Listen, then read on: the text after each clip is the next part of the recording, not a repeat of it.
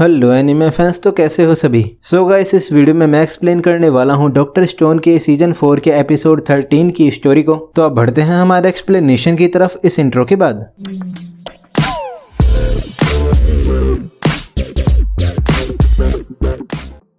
तो एपिसोड 13 के स्टार्ट में जैनो अपने पास्ट के बारे में सपना देख रहा होता है। तभी जैनो कहता है कि कैपेसिटर चार्ज हो गया है और अब वो इसके एक्सेलरेटर को लो रेजिस्टेंस वाली कॉपर एलॉय से रिप्लेस कर रहा है और हवा की स्पीड भी लगभग 2.8 नॉट्स है और यहाँ का टेम्परेचर 41 डिग्री फ़ारेनहाइट है और अब वो एक्यूरेटली निशाना लगाने के लिए तैयार है। फिर जैनो अपनी गन से कद्दू को शूट करता है पर उसकी गन का निशाना कद्दू पर नहीं लगता है। तो जैनो सोचता है कि एल्यूमिनियम उसे उसकी प्रिसाइज एक्यूरेसी नहीं दे रहा है और शायद अब उसे एक और प्रोजेक्टाइल बनाना पड़ेगा जो कि एक ऑफसेट सेंटर ऑफ मास के साथ होगा। देन स्टैनली जैनो से कहता है कि उसे अपनी गन का फायरिंग एंगल 1.27 डिग्री नीचे करना चाहिए और ये उसकी गन की गलती नहीं है कि वो अपना निशाना चूक गया, बल्कि ये उसकी स्किल की गलती है। तभी जैनो स्टैनली से पूछता है कि क्या वो इस गन से टारगेट को हिट कर सकता है, तो स्टैनली उसे हाँ बोलता है। फिर स्टैनली गन से शूट करके कद्दू को हिट करता है। तभी जैनो स्टैनली को एलिगेंट बताता है और स्टैनली ने ट्रेजेक्टरी को अपने इंस्टिंक्ट से ही कैलकुलेट कर लिया है। तो स्टैनली पूछता है कि ये गन ऑर्डिनरी नहीं है और इसे किसने बनाया है और क्या इसे उसने बनाया है। तभी जैनो उसे हाँ बोलता है और इसे वो एक रेल गन कहता है और ये गन प्रोजेक्टाइल्स को किसी गन पाउडर से शूट नहीं करती है बल्कि मैग्नेटिज्म से शूट करती है जो कि लॉरेंज फोर्स है। तो स्टैनली पूछता है कि क्या वो कोई रेवोल्यूशन स्टार्ट करने की कोशिश कर रहा है। तभी जैनो कहता है कि ये कोई बुरा आइडिया नहीं है और वो तो बस सभी चीजों के पीछे के रूल्स और प्रिंसिपल्स को समझना और एक्सपेरिमेंट करना चाहता है और साइंस से वो इस दुनिया के मैकेनिज्म के बारे में जान सकते हैं जिससे वो कई नई डिस्कवरीज कर सकते हैं। और एरोस्पेस इंजीनियरिंग से अब वो स्पेस में 7,52,80,000 किलोमीटर दूर मार्स तक ट्रेवल कर सकते हैं और क्वांटम मैकेनिक्स सूक्ष्म स्तर पर हमें चीजों को समझने में मदद कर रही है और साइंस का मजा नई चीजों को जानने में और नई डिस्कवरीज करने में है, इसीलिए साइंस एलिगेंट है। देन स्टैनली कहता है कि वो एक ऑड बंदा है। तभी स्टैनली जैनो को अपना नाम बताकर उसके साथ हैंडशेक करता है। तो जैनो कहता है कि ये उसका पहली बार हैंडशेक करने का एक्सपीरियंस है और जैनो स्टैनली को साइंस की ब्यूटीफुल लाइट दिखाने का कहता है। उसके बाद जैनो जग जाता है। तभी शैंकू कहता है कि फाइनली जैनो जग गया है और गुड मॉर्निंग डॉक्टर जैनो। फिर शुकाशा कहता है कि उन्हें अपनी आगे की डायरेक्शन को क्लैरिफाई करना होगा, इसीलिए वो इसकी शुरुआत अपनी करंट सिचुएशन से करेंगे। तो जीन कहता है कि ये डेफिनेटली इम्पोर्टेंट है और उन्हें अपने नए दोस्तों को भी उनके प्लान के बारे में बताना होगा।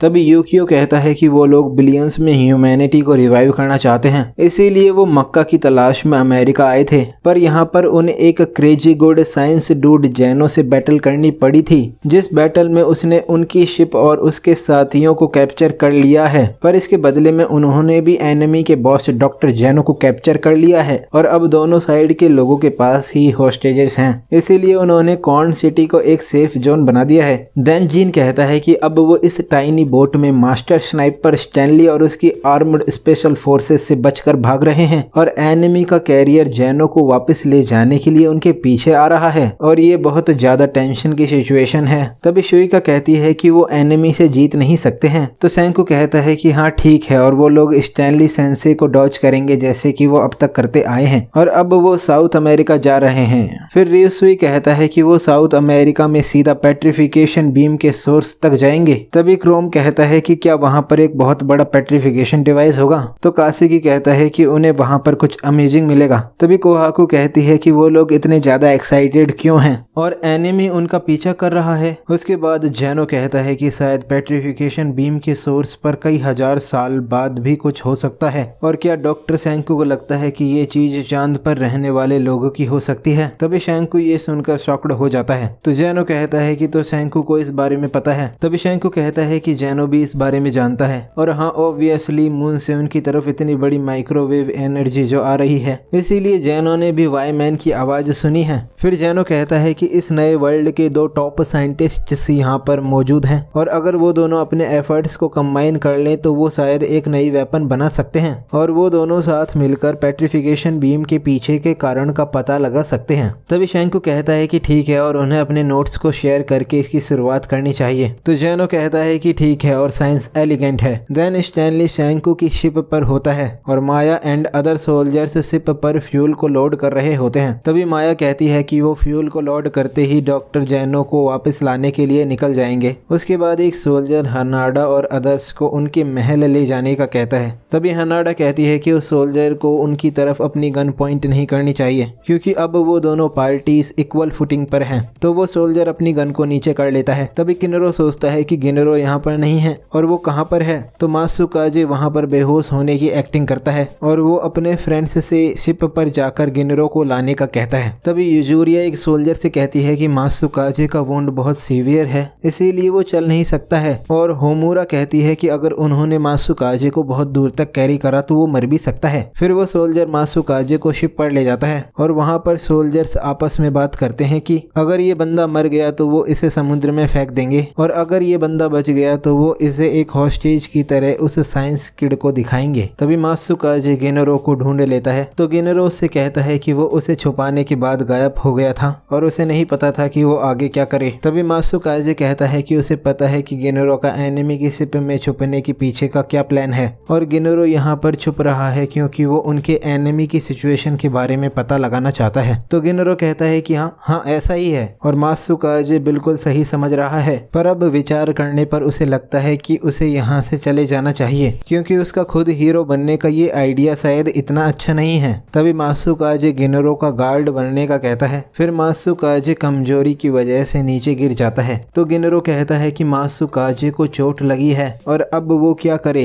तभी माया कहती है कि उनकी डॉक्टर जैनो को वापस लाने वाली टीम अब यहाँ से रवाना हो रही है। देन स्टैनली ने मात्सुकाजे को पकड़ लिया होता है। तभी माया मात्सुकाजे से पूछती है कि शैंकू कहाँ जा रहा है तो मात्सुकाजे कहता है कि वो लोग उसके साथ जैसा करना चाहे कर सकते हैं पर वो अपने मास्टर को धोखा नहीं देगा इसीलिए वो उन्हें कभी भी शैंकू की डेस्टिनेशन के बारे में नहीं बताएगा। तभी स्टैनली मात्सुकाजे के सिर पर गन पॉइंट करता है तो मात्सुकाजे सोचता है कि गिनरो को अपनी जगह पर ही रहना चाहिए भले ही उसके साथ कुछ भी हो। फिर गिनरो सोचता है कि मात्सुकाजे ने उसे यहाँ पर छुप कर रहने के लिए कहा है और ऐसा करना सही भी होगा लेकिन वो मात्सुकाजे को हर्ट नहीं होने देगा। तो गिनरो स्टैनली को बता देता है कि शैंकू साउथ अमेरिका की तरफ जा रहा है। तभी स्टैनली तो सिर्फ अपने लाइटर से मजाक कर रहा था जिसे देखकर मात्सुकाजे शॉक्ड हो जाता है और गिनरो मात्सुकाजे और बाकी सभी को सॉरी बोलता है तो मात्सुकाजे स्माइल करता है। उसके बाद शैंकू जैनो को इशिगामी की कई हजार साल पहले की रिकॉर्डिंग सुनाता है। तभी जैनो कहता है कि इशिगामी ब्याकुया पेट्रिफिकेशन बीम से बच गया था क्योंकि वो उस वक्त स्पेस में था और ब्याकुया के पास दो इनकम्पैटिबल नोशंस पर कमांड थी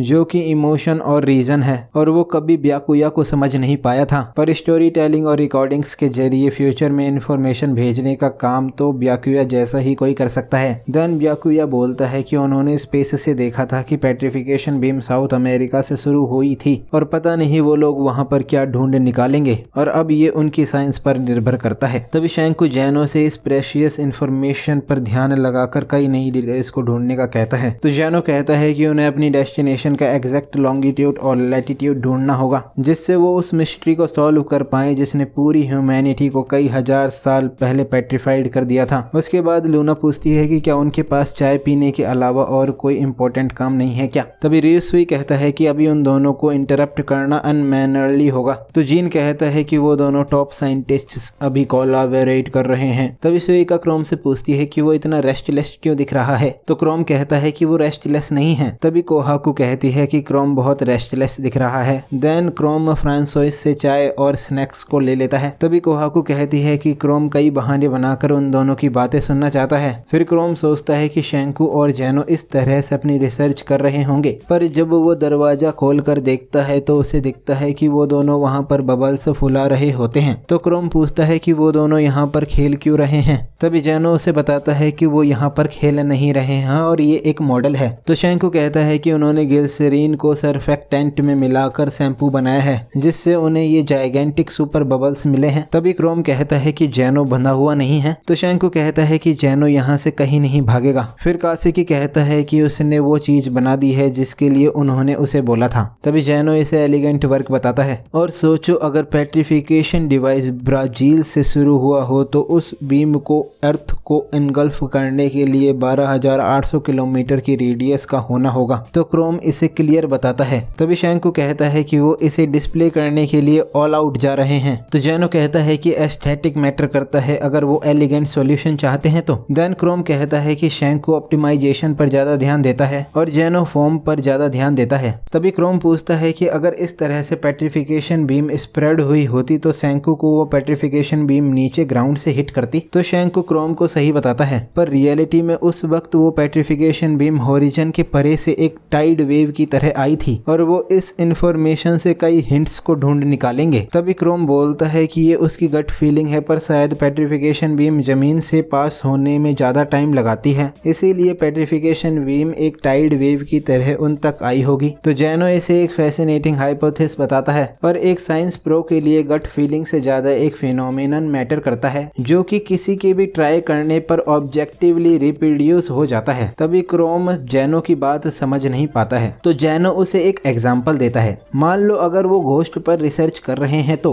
वो पहले उसके बारे में पढ़ेंगे। देन शैंकू कहता है कि अगर ये घोस्ट सेम इफेक्ट्स को कॉज करता रहेगा और इन इफेक्ट्स को अगर कोई भी रिप्रोड्यूस कर सकेगा तो वो इसे एक फैक्ट मानेंगे। तभी जेनो कहता है कि जैसे घोस्ट के आसपास होने पर टेम्परेचर का थोड़ा कम हो जाना। तो शैंकू कहता है कि वो लोग टेम्परेचर डिफरेंस का यूज करके एक स्टर्लिंग इंजन से बहुत सारी इलेक्ट्रिसिटी जनरेट कर सकते हैं। तभी जेनो इसे एक घोस्ट जनरेटर बताता है और ये ह्यूमैनिटी की एनर्जी क्राइसिस को सॉल्व कर सकता है। फिर शैंकू उन्हें कहता है कि अरे पागलो, वो लोग अपने टॉपिक से दूर जा रहे हैं। तभी जेनो कहता है कि अब उन्हें पेट्रिफिकेशन बीम की रिप्रोड्यूसिबिलिटी पर वर्क करना चाहिए जिससे वो अपनी अपनी थ्योरीज को प्रूव कर सके। तो शैंकू कहता है कि वो दिन में 12:40 पर पेट्रिफाइड हुआ था और जेनो कहता है कि वो रात में एग्जैक्ट 8:25 पर पेट्रिफाइड हुआ था और वो लोग उस वक्त पिनेकल्स नेशनल पार्क में थे, इसीलिए उन्हें टाइम जोन को भी अपने अकाउंट में लेना चाहिए। और पेट्रिफिकेशन बीम टोक्यो में 15:20 के बाद पहुंची थी। तभी शैंकू कहता है कि इसीलिए पेट्रिफिकेशन बीम ने कई दर्जन मिनट्स लिए होंगे पूरे प्लेनेट को कवर करने में, पर ये वियर्ड है। तो क्रोम उससे पूछता है कि ये वियर्ड क्यों है। फिर शैंकू बताता है कि जिस स्पेस स्टेशन पर ब्याकुया और उसकी टीम थी वो आसमान में एक जगह पर नहीं रहता था, क्योंकि वो स्पेस स्टेशन अर्थ के चक्कर काट रहा था, इसीलिए इसने कुछ दर्जन मिनट्स में अर्थ का आधा चक्कर लगा लिया होगा। और अगर ऐसा हुआ होता तो उनका स्पेस स्टेशन भी पेट्रिफिकेशन बीम के टच में आ जाता। तभी जेनो कहता है कि पेट्रिफिकेशन लाइट की वेव ने पूरे प्लेनेट को एक लो एल्टीट्यूड पर कवर करा था और ये एग्जैक्टली लाइट नहीं है, क्योंकि लाइट की स्पीड इससे तेज होती है। और अगर ये किसी तरह की ल्यूमिनियस बॉडी है तो इसका फ्रंट फ्लो ग्रेविटी के द्वारा पूरे प्लेनेट के सरफेस पर ले जाया गया था और ऐसा करने से ये हमारे ऑब्जर्वेशन से मैच कर रहा है। तो शैंकू इस हाइपोथेसिस को लेने का कहता है और जब वो इसे अपने अपने पेट्रिफाइड होते समय के नज़ारे के साथ मिलाकर देखते हैं तो देन जेनो कहता है कि अगर वो लाइट के आने का एंगल कैलकुलेट करने वाले हैं तो उन्हें उस समय के टेम्परेचर और वेदर के बारे में सोचना होगा, उसके बाद वो इन डिटेल्स पर फोकस करेंगे। फिर कोहाकू कहती है कि क्रोम बहुत लेट है। तभी कोहाकू वहां जाकर देखती है कि क्रोम बबल्स फुला रहा होता है और शैंकू एंड जेनो अपनी अपनी जगह के टेम्परेचर और वेदर को चेक कर रहे होते हैं। देन शैंकू और जेनो कहते हैं कि जब उन्होंने होरिजन पर पेट्रिफिकेशन लाइट देखी थी और जब वो पेट्रिफाइड हुए थे इसके बीच में 56 सेकंड का अंतर था। तभी क्रोम कहता है कि पेट्रिफिकेशन बीम बढ़ते वक्त अपनी स्पीड को बदलती नहीं है। तो शैंकू कहता है कि क्रोम की ये डिस्कवरी उनके लिए एक और यूजफुल रिप्रोड्यूसेबल फैक्ट है। उसके बाद शैंकू और जेनो कुछ मैथमेटिक्स और फिजिक्स की कैलकुलेशंस करते हैं जो कि क्रोम को बिल्कुल भी समझ में नहीं आती है। तभी शैंकू कहता है कि अब बस उन्हें एक एंगल चाहिए। तो जेनो कहता है कि उसके पास एक अप्रोक्सीमेशन है और अगर वो इसे कम करते जाएंगे तो वो सॉल्यूशन तक पहुंच जाएंगे,